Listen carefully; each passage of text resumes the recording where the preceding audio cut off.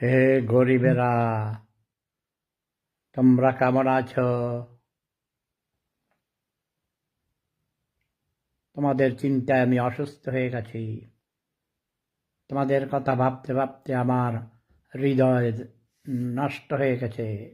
হৃদয় হার্টে অপারেশন করেছি, এখনো চিকিৎসা চলছে। অপারেশনের পর এখন আমি হেলথ কেয়ারে আছি, ভিয়েনা থেকে 300 কিলোমিটার দূরে।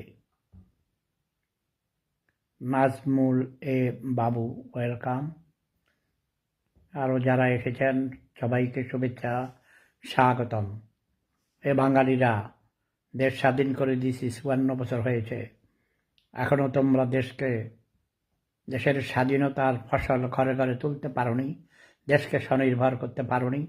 ক্ষমতার জন্য অস্থির হয়ে গেছ। যারা ক্ষমতায় গিয়েছে তারা চুরিদারি করে, লুটপাট করে, স্বজনপ্রীতি, তারপরে দুর্নীতিতে দেশকে ডুবিয়ে দিয়েছে। এখন ধৈর্য ধরে অপেক্ষা করো। নোবেল বিজয়ী ডক্টর ইউনূস সাহেব রাজি হয়েছেন, তাই তিনি ইন্টারিম গভর্নমেন্টের অন্তর্বর্তীকালীন সরকারের প্রধান হতে রাজি হয়েছেন। এটা তোমাদের জন্য সৌভাগ্য।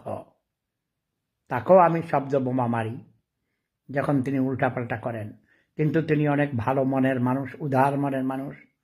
তার অনেক বড় ক্ষমতা আছে। তোমরা দেখেছ গতকালকে আমেরিকার প্রেসিডেন্ট জো বাইডেন তাকে গলার উপর হাত দিয়ে কিভাবে তাকে আদর করেছে, সোহাগ করেছে, আলিঙ্গন করেছে। তিনি ইচ্ছা করলে বাংলাদেশকে সিঙ্গাপুর, মালয়েশিয়া থেকেও আরও উন্নত। তোমরা তাকে স্মরণ করো, তাকে অনুসরণ করো, তাকে ভালোবাসো, শ্রদ্ধা করো, ধৈর্য ধরে অপেক্ষা